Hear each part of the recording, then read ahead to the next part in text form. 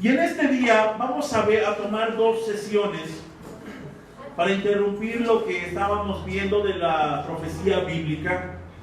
Y quiero presentar ante ustedes dos temas importantes que quisiera que consideráramos a la luz de la palabra de Dios. Este tema se llama la verdadera felicidad. Ahora, cuando vamos a hablar de la verdadera felicidad, tenemos que ser muy claros que no vamos a abordarlo conforme ha sido costumbre en las iglesias, cuando se hacen promesas falsas, cuando se crea una expectativa equivocada, sino que vamos a ir a la palabra de Dios y vamos a ver lo que define el Señor Jesucristo cuando toca este tema importante de las bienaventuranzas, que entonces nosotros entendemos que son 8 características de los dichosos. 8 características de las personas dichosas. Antes quisiera yo ubicar en el contexto esta predicación del Señor Jesús llamada el Sermón del Monte, porque recordando que los escritores bíblicos siempre buscaban establecer sus propios escritos de acuerdo al paralelismo que encontraban en el Antiguo Testamento. En este caso encontramos en el capítulo 1 de Mateo, allí en la genealogía de Jesús, una alusión al Génesis y la manera como se recrean las cosas ahora en el Nuevo Testamento a partir de la llegada del Señor Jesucristo, pasando después en el capítulo 2 por el Éxodo, cuando tienen que huir a Egipto y tienen que estar allí un tiempo para evitar la persecución de Herodes, para pasar por el regreso del capítulo 3, cuando hace incluso el llamamiento a los primeros discípulos del Señor Jesucristo. Cuando nosotros entonces vemos que ya pasó el Éxodo, nos encontramos con la novedad de ser llevados ante la ley. Así el capítulo 5 no es raro. Encontramos el paralelismo en el libro de Levítico y de Deuteronomio, haciéndonos y mostrándonos cómo vamos formándose la novedad de vida ahora en Cristo Jesús. El apóstol Pablo lo pudo decir de esta manera: ya todas las cosas viejas pasaron y aquí todas son hechas nuevas. Y entonces Mateo nos narra una nueva historia a partir de la llegada del Mesías. Ahora hay que observar algunas diferencias entre el Sinaí y el monte de las bienaventuranzas. En primer lugar, vemos cómo Moisés tuvo que subir a recibir la ley a Sinaí, pero Jesús nos dice la palabra de Dios que bajó del cielo y nos trajo su gloria. Gran diferencia. Segundo lugar, Moisés también, Dios habló a Moisés y a su pueblo por medio de truenos y relámpagos en ese monte que los horrorizaba y espantaba. Sin embargo, Jesús, cuando habla del sermón del monte, toma la palabra y sin gritos habla a las multitudes. En Sinaí, viendo ese espectáculo tan tremendo que se presentaba en el monte, se les prohibió y se les advirtió que no se acercaran, so pena de muerte. Pero aquí vemos en el sermón del monte cómo Jesús los invitó a estar cerca. ¡Qué cambio tan maravilloso! Por último, en Sinaí se promulgó la ley contra los efectos del pecado. Pero en el sermón del monte, Jesús atacó las raíces del pecado. Así que cuando vamos a entrar a este tema, vamos a ver cómo Jesús comienza su sermón con bendiciones, porque es un sermón extenso que solamente vamos a ver una parte, y más que deseos del Señor, lo que está haciendo son acciones para contrarrestar una maldición. En el último libro del Antiguo Testamento, en Malaquías, capítulo 4, versículo 6, cuando se hablaba de que vendría un profeta antes del Mesías, se dijo: sus predicaciones harán volver el corazón de los padres hacia sus hijos y el corazón de los hijos hacia sus padres. De lo contrario, vendré y haré caer una maldición sobre la tierra. Había ya entonces un juicio latente y pendiente contra ese pueblo, pero Jesús viene a contrarrestar los efectos, generando la nueva comunidad en Cristo Jesús, hablándoles de otra manera. Y aquí es donde sorprende a todo el mundo. Habla de la felicidad. Ahora, cuando hablamos de este tema, cuando hablamos de la felicidad, es algo bien conocido, que es lo que deseamos, lo que intentamos alcanzar. Solamente, como tenemos un equivocado concepto de felicidad, por causa de no saber exactamente qué buscamos, erramos el camino y llegamos a lugares equivocados. Sin embargo, la palabra de Dios nos muestra la verdadera felicidad en las palabras del Señor Jesús. Hay algo que tenemos que recordar cuando estamos hablando de la revelación. Fue dada para saber lo que Dios espera de nosotros y qué podemos esperar de Él. Así que vamos a estudiar, lo vamos a hacer en 2 sesiones. En esta primera estaremos estudiando primeras 4 características de los dichosos. En la siguiente, dentro de 8 días, estaremos estudiando las siguientes 4, con tal de generarnos una idea apropiada de cómo poder ser felices, según lo dispuso el Señor. En primer lugar, los voy a conducir a ese capítulo 5, versículo 3, cuando dice la palabra de Dios de la primera característica de los dichosos. Dichosos los pobres en espíritu. Mire cómo esta versión católica de 1975 lo dice. Dichosos los que eligen ser pobres, porque esos tienen a Dios por rey. Eligen ser pobres. Lo primero que quiero llamar su atención es que cuando hablamos de pobres, no hablamos de cobardes ni de apocados, sino de dependientes de Dios. Cuando alguien elige ser pobre, no es porque le guste la miseria, sino porque prefiere depender verdaderamente de Dios. Hay un profeta llamado Sofonías, que en su carta, en su escrito en el capítulo 3, versículo 12, cuando está hablando del juicio que viene sobre la ciudad de Jerusalén, habla de los únicos que quedan allí, sin ningún problema, y habla de los pobres. Dice de esta manera: quedarán solo los sencillos y los humildes, porque ellos son quienes confían en el nombre del Señor. Miren, en lo que todos los demás están siendo destruidos, arrasados terriblemente, dice Sofonías, solamente quedarán los humildes, los pobres, los que confían en el Señor. Y es que ellos reconocen su impotencia. Ellos reconocen la omnipotencia de Dios, que puede suplir su propia imperfección. El gran problema es cuando nosotros buscamos nuestra propia felicidad y luchamos con todas nuestras fuerzas, nos enfocamos para tratar de alcanzar aquello que creemos que nos hará felices, sin darnos cuenta que no es suficiente. La felicidad solamente viene de Dios. Y este tipo de personas, según lo que nos manifiesta la palabra de Dios, no están apegadas a lo material y por eso viven contentos. Ellos no tienen en alta estima ningún asunto material, sino que más bien están dependiendo de Dios y por eso son felices. Tienen contentamiento. El apóstol Pablo, cuando está escribiendo a los filipenses, nos habla de unas cosas tan raras en nuestra actualidad, cuando se habla de poder, de riqueza, de prosperidad. Él dice: he aprendido a tener abundancia y he aprendido a no tener nada más que lo necesario. En todo ello me he contentado. Todo lo puedo en Cristo que me fortalece. Este tipo de personajes, sin duda alguna, son felices porque Dios cuida de ellos y no les falta nada. Ellos se abandonan a los brazos misericordiosos de Dios y esperan que Él los sustente.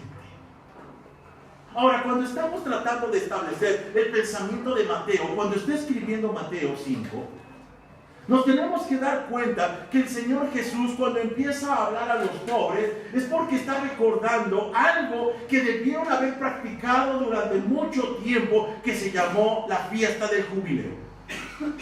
En esa fiesta del jubileo, que se tenía que celebrar cada 50 años, se tenía que restaurar la tierra. Si alguien por necesidad había vendido su propiedad, había vendido su libertad, tenía derecho al llegar el jubileo a ser restaurado, a regresar sus propiedades y a recuperar su libertad. Pero el pueblo de Israel nunca cumplió con esto. El pueblo de Israel los mantuvo como prisioneros, los mantuvo como esclavos y se fue quedando poco a poco con todas las propiedades, de tal manera que el profeta tiene que decir: van a terminar habitando solos en la tierra. apegados a lo material, poco a poco acumulan más y más. Y cuando Jesús viene a hablar con palabras sensatas por primera vez a su gente, les dice: qué bueno que ustedes no se apegaron a lo material, y por eso están en paz. Porque el que está apegado a lo material siempre está inquietos. Un buen principio que nosotros tenemos que observar entonces es que Jesús estaba más preocupado por los ricos que por los pobres. Es más peligrosa la riqueza. Cuando empezamos a obtener dinero, cuando empezamos a tener la capacidad de gastar y de obtener, es cuando nos volvemos un poquito locos y empezamos a obtener aquello que antes no teníamos y que ahora podemos obtener. Y empezamos a malgastar y empezamos a generar recursos y a generarnos deudas que poco a poco nos atrapan y nos aplastan. No así los pobres. Un pobre que puede perder. Aquí es donde la figura de Job, el patriarca, que nosotros tenemos allí descrito en la palabra de Dios, entonces cobra importancia. Y voy a referirme a Job capítulo 2, versículos 9 y 10. Van a estar proyectadas de ahora en adelante todas las lecturas. No por eso quiero decirles a ustedes que dejen de traer su Biblia, pero la intención es que todos participemos de la palabra de Dios. Y en Job capítulo 2, versículos 9 y 10, en la BTX4, que viene precisamente de los escritos de la Septuaginta, hace un recobro de todo lo que en realidad está pasando en la mente de Job y de su mujer. No sabemos cómo se llamaba la mujer de Job, pero ella está muy molesta. Y miren lo que nos presenta esta versión cuando habla de esta mujer. Dice desde el versículo 9: y pasado mucho tiempo, le dijo su mujer: ¿hasta cuándo te mantendrás diciendo, he aquí soporto un tiempo un poco más, mientras conservo la esperanza de mi salvación? Porque he aquí borrada de la tierra tu memoria, los hijos y las hijas, dolores de mi vientre y fatigas, a los que en vano te parí entre angustias, y tú mismo, sentado entre putrefacción de gusanos, pasas la noche a la intemperie.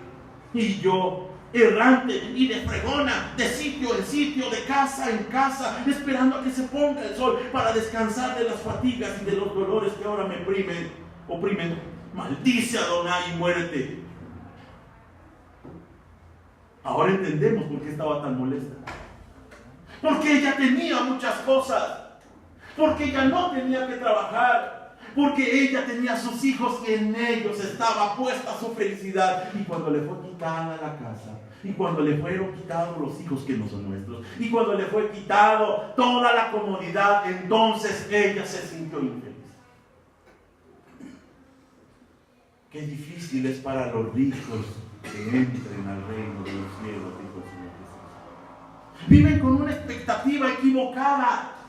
Viven pensando que entre más tengan, ahora sí seremos felices. Cuando tenga la casa, cuando tenga el automóvil, cuando tenga el trabajo, cuando tenga el dinero y la cuenta bancaria, ahora sí seré feliz. Lo que nos ha enseñado la corrupción en nuestro país es que la gente se llena y se llena de dinero y de casas blancas. Y se llena de muchísimas propiedades y nunca es suficiente. Quieren más. Porque no les satisface, están frustradísimos. Es que no tengo, es que hay alguien mejor que tiene más cosas que yo. La mujer del Job, con razón, está tan molesta. Ya no me sirves de nada, Job. Ya no me das nada. Ahora el contraste con Job es maravilloso. Porque Job ha perdido todo. Y no solamente ha perdido los hijos, no solamente ha perdido propiedades, las casas, los rebaños, no, sino que aparte de todo, ha perdido hasta la salud. Para ese entonces el hombre se sienta y con un palo se rasca la espalda, arrancándose seguramente la piel. Y a este que veríamos y diríamos, verdaderamente este es el hombre más infeliz de la tierra, dice estas palabras del versículo 10. Él la miró y le dijo: has hablado como una de las mujeres insensatas. Si recibimos lo bueno de mano de Adonai, no soportaremos lo malo. qué hermosa lección. Él no necesitaba cosas para ser feliz. Él estaba en paz a pesar de la gran tormenta, a pesar de la gran crisis y de la devaluación, a pesar de la corrupción y de los malos gobiernos. Él estaba en paz porque no dependía de lo que tenía su felicidad, sino dependía de Dios, y a Dios no lo había perdido.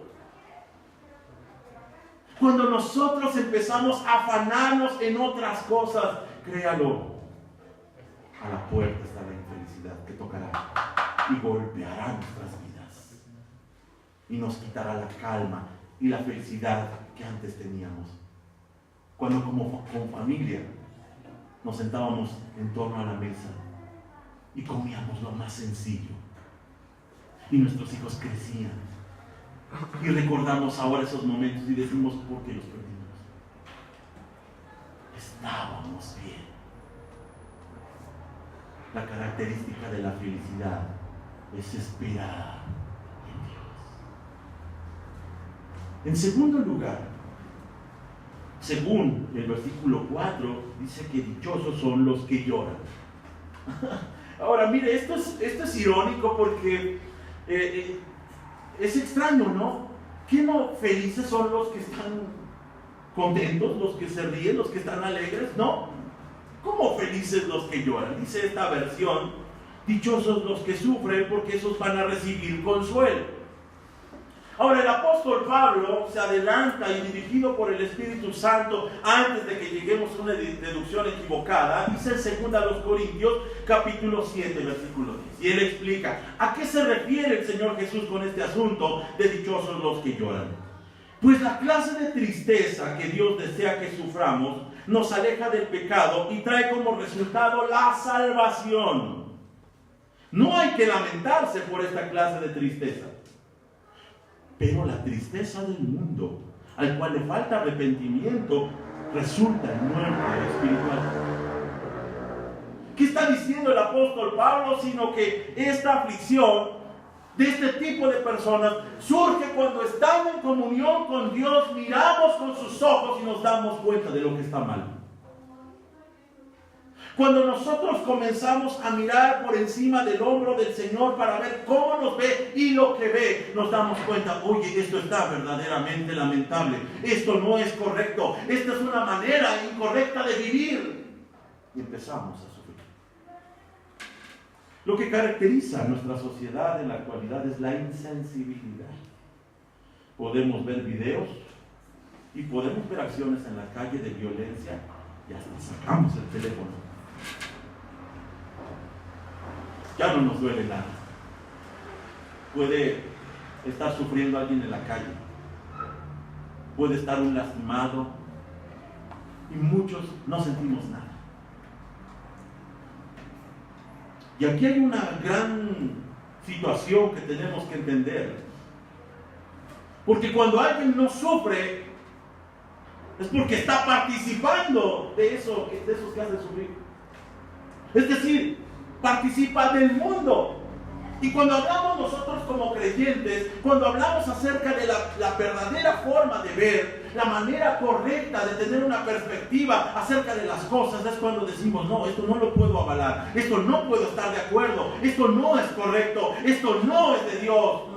Pero cuando a alguien de pronto le parece bien el aborto, le parece bien algún abuso, y le parece bien la corrupción, y le parece bien yo no sé cuántos temas, es porque está del otro lado participando de esas situaciones incorrectas. El Señor Jesús dice, bienaventurados los que lloran. Están expectantes, están anhelando cambios, y dice, ellos recibirán consolación. Algo que nosotros tenemos que entender es que los creyentes, cuando miran desde la perspectiva de Dios, sufren en este mundo. No es un campo de rosas al que nos llamó el Señor.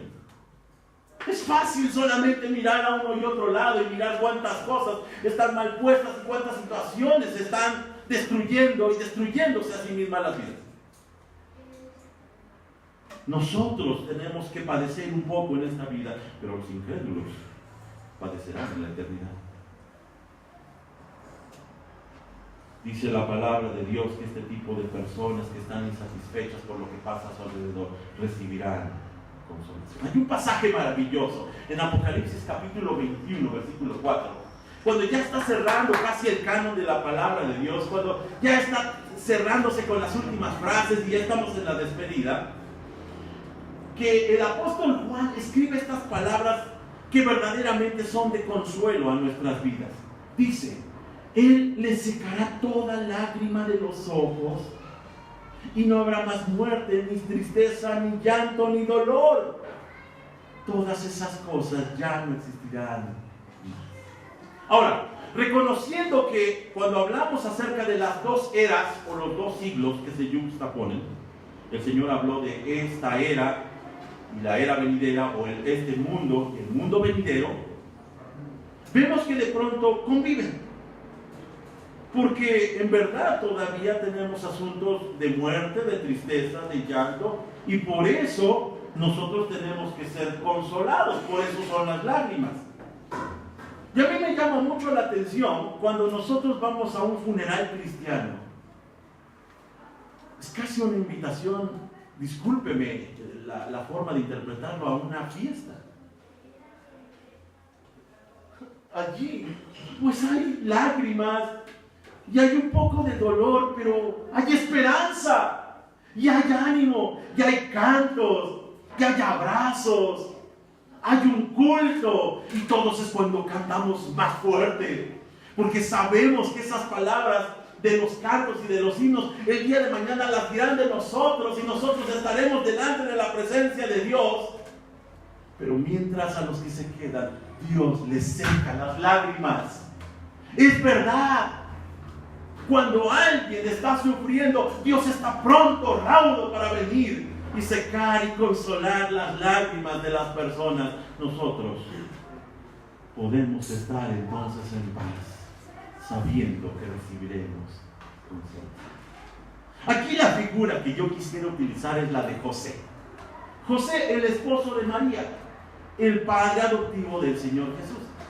Usted recuerda que según la ley, cuando una mujer resultaba que estaba embarazada y no se sabía quién era el padre, era un asunto muy delicado. Tenían que lapidarla. Así que José está muy preocupado. Ya se dio cuenta, está embarazada María y no es de él. Así que la otra opción es echarse la culpa. No aclarar las cosas, romper el compromiso y que a él socialmente lo lapiden.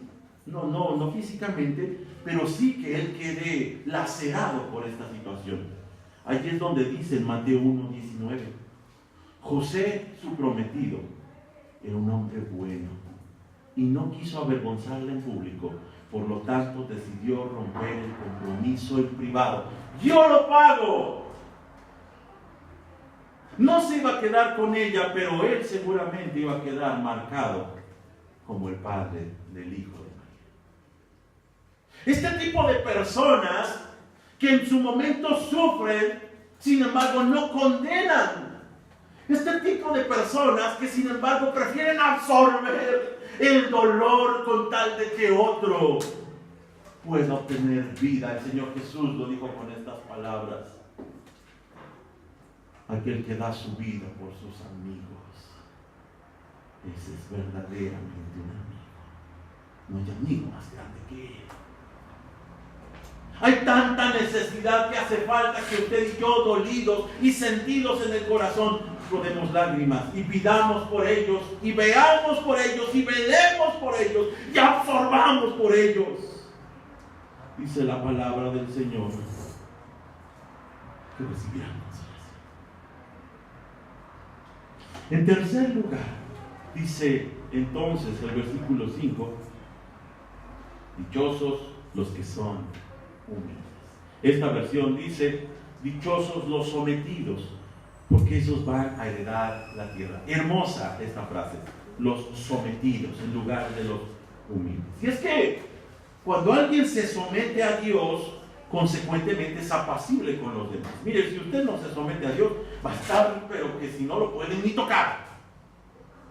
Por aquí lo mal ven y ¿qué me estás viendo? Y por aquí me dicen ¿qué me estás diciendo? No lo soporto. Yo no me dejo. Yo para eso soy quien soy.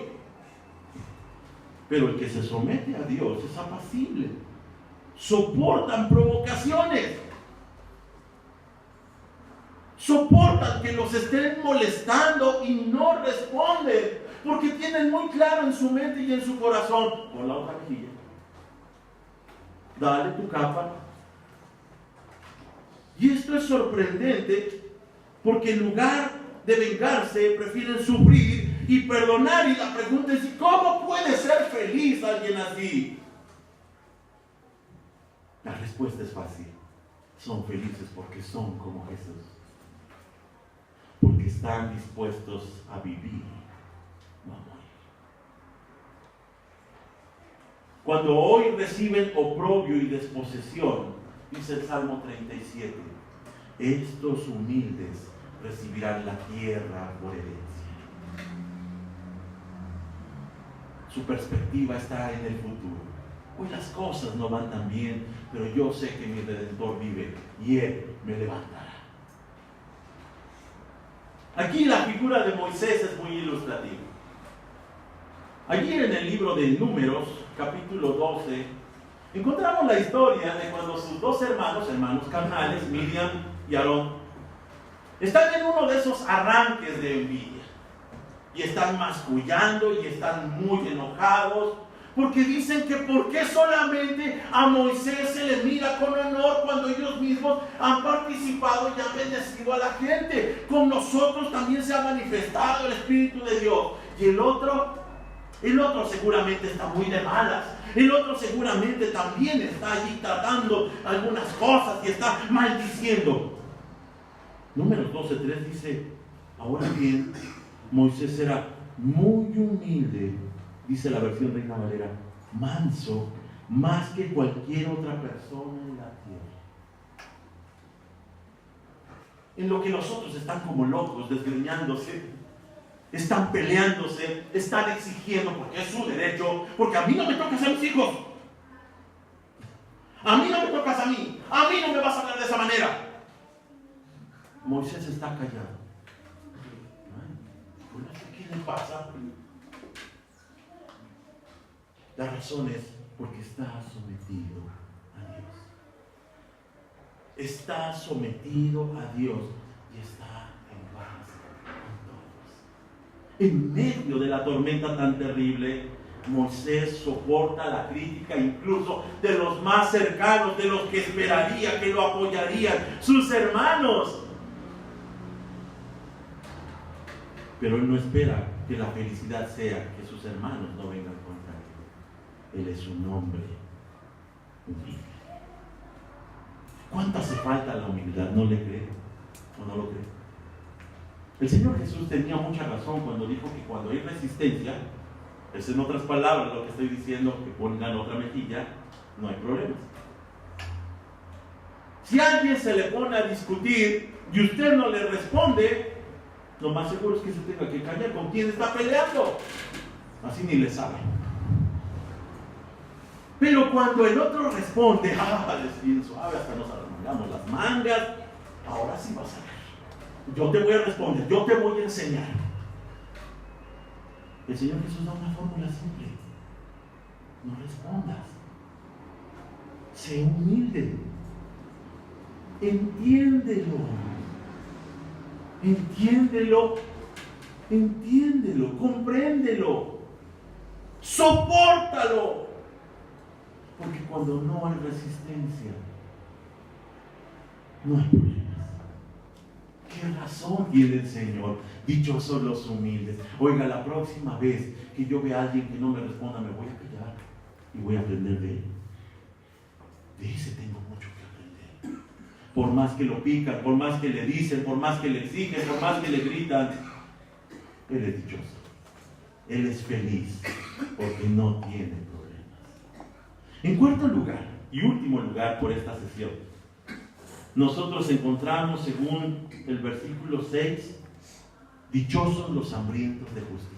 Lo estoy reduciendo. El que tiene hambre y sed de justicia. Y dice esta versión: dichosos los que tienen hambre y sed de justicia, porque esos van a ser satisfechos. ¿Tienes hambre? Obtendrás comida. Ahora, esta promesa, rara promesa para los oprimidos, nos enseña que este tipo de gentes son personas que anhelan integridad y rectitud en el mundo y que incluso en la iglesia esperan santidad. Es decir, no están conformes con lo que está pasando. Pero no solamente están reclamando porque el hermano o porque la hermana no se comporta o no se cuida, sino que ellos mismos están realizando un trabajo personal porque no es correcto vivir así. Están tan insatisfechos que solamente esperan algo: el reino. Ahora el reino ha llegado. Jesucristo ha llegado. Jesucristo está gobernando. El gran problema del cristianismo, que es nominal, solamente de nombre, es que pensamos que solamente se trata de tenerlo como Salvador y no como Señor. Se necesita, para tener esta hambre y sed de justicia, tenerlo como Señor, como controlando nuestras vidas, para que entonces, ahora sí, nosotros estemos plenamente satisfechos. Agustín, en el siglo IV, uno de los padres de la iglesia, dentro de las frases que dijo acerca del cristianismo, dijo que todo hombre y toda mujer tiene un hueco dentro de su vida y de su alma con la figura y el tamaño y la forma de Dios, que solamente puede ser llenada por Dios. La gran tragedia que nosotros entonces vivimos es que ese hueco buscamos llenarlo con otras cosas, como si fuera con productos similares. Con el trabajo, con los hijos, con las posesiones, con los vicios. Buscamos llenar ese vacío. La gente busca desesperadamente tener un poco de satisfacción. Pero solamente puede ser llenada con Cristo. Cristo es la única pieza que puede embonar perfectamente y encajar en nuestras vidas. El apóstol Pablo, cuando está hablando acerca de esto, en Filipenses capítulo 1, versículo 21, dice una máxima maravillosa que nos tiene que hacer comprender a lo que se está refiriendo el Señor Jesús cuando habla de los dichosos hambrientos de justicia. Dice el apóstol Pablo: para mí, pues para mí vivir significa vivir para Cristo y morir es lo mismo, porque estoy con Él. La única satisfacción, dice el apóstol Pablo, es cuando yo vivo para Cristo. Si usted está viviendo para sí mismo, adivine, será infeliz. Si usted está viviendo para su patrón, adivine, será infeliz. Si usted está viviendo para sus hijos, adivine, será infeliz. Si usted está viviendo para su trabajo, para sus posesiones, para su auto, para su casa, será infeliz. Pero si vive para Cristo, dice el apóstol Pablo, para mí, esa es la vida. Esa es la satisfacción. Es haber recibido la justicia y la plenitud. Deje de buscar en otro lado. Deje de acceder a otras cosas. Deje de probar nuevas formas. La única forma, el único remedio, el único camino se llama Jesucristo. Y Él está esperando que vengan los cansados y fatigados para hacerlos descansar. Para ese entonces, cuando el Señor Jesús está hablando este sermón tan importante, igual que hoy, había muchas personas insatisfechas, que igual movían la cabeza cuando el Imperio Romano estaba como gobierno, igual como nosotros. Las cosas no están bien. También estaban insatisfechos con los asuntos de inseguridad. Movían la cabeza. Esto no está bien. Estaban insatisfechos con la inflación. Estaban insatisfechos con la forma de vida mediocre que estaban teniendo. Estaban insatisfechos de todas formas. Pero solamente cuando llegó Cristo les dijo el porqué. Ustedes que están hambrientos, ustedes que están sedientos, ustedes que están necesitados y que anhelan algo, van a ser satisfechos por medio del que les hablaba, el bendito Salvador. Una de las cosas que yo escuché cuando joven, cuando en medio de la locura juvenil uno buscaba las expectativas y buscaba sentir lo que fuera necesario, fue cuando escuché en una predicación: detén tu carrera, joven, detén tu carrera, Cristo ya está a la puerta, ya no tienes que salir a buscar, Cristo está. Déjeme concluir esta primera parte de esta manera, haciendo un resumen de lo que acabamos de hablar. Entonces podemos decir que los que esperan en Dios, es decir, los pobres en espíritu, los que anhelan un mundo mejor, es decir, los que lloran, los que son humildes como Jesús y los que quieren justicia, son dichosos. Y esto es porque no buscan la felicidad ni en la riqueza, ni en la falsa felicidad, no se engañan, ni en la soberbia, ni en la injusticia. Otra vez, esperan en Dios, anhelan un mundo mejor, son humildes como Jesús y quieren justicia. Si usted tiene estas 4 características, Jesús le dice a usted: eres dichoso. Si le falta una, si le faltan todas, necesitamos venir al Señor y pedirle: necesito de ti. Padre de amor, te agradecemos por este momento de reflexión, porque tu palabra es más poderosa y eficaz y más penetrante que cualquier espada de 2 filos. Hoy te pedimos, Señor, que tu bendición venga también, Señor, sobre nuestras vidas. Porque verdaderamente, Señor, estamos abatidos y agobiados y cansados y desilusionados. Y hemos visto, Señor, cómo nos fallan las fuerzas y nos fallan las personas. Y a pesar de nuestros esfuerzos no llega ninguna satisfacción. Hoy venimos delante de ti, Señor, y vencidos completamente te declaramos, Señor, nos haces falta tú y solamente tú. Ven y llena el vacío. Ven y llena la insatisfacción. Ven y quita este sentimiento. Ven y transforma todas las cosas. Ven y danos verdadera felicidad. En esta hora, Señor, oramos por nosotros mismos, porque hemos estado en esta loca carrera, en donde hemos perseguido el aire y hemos perseguido la ilusión y la fantasía sin darnos cuenta que tenemos claramente la invitación del Salvador, que nos lleva a verdaderamente encontrar la felicidad. Permite que nuestro corazón, que nuestras vidas acepten la oferta. Oro por nosotros, Señor.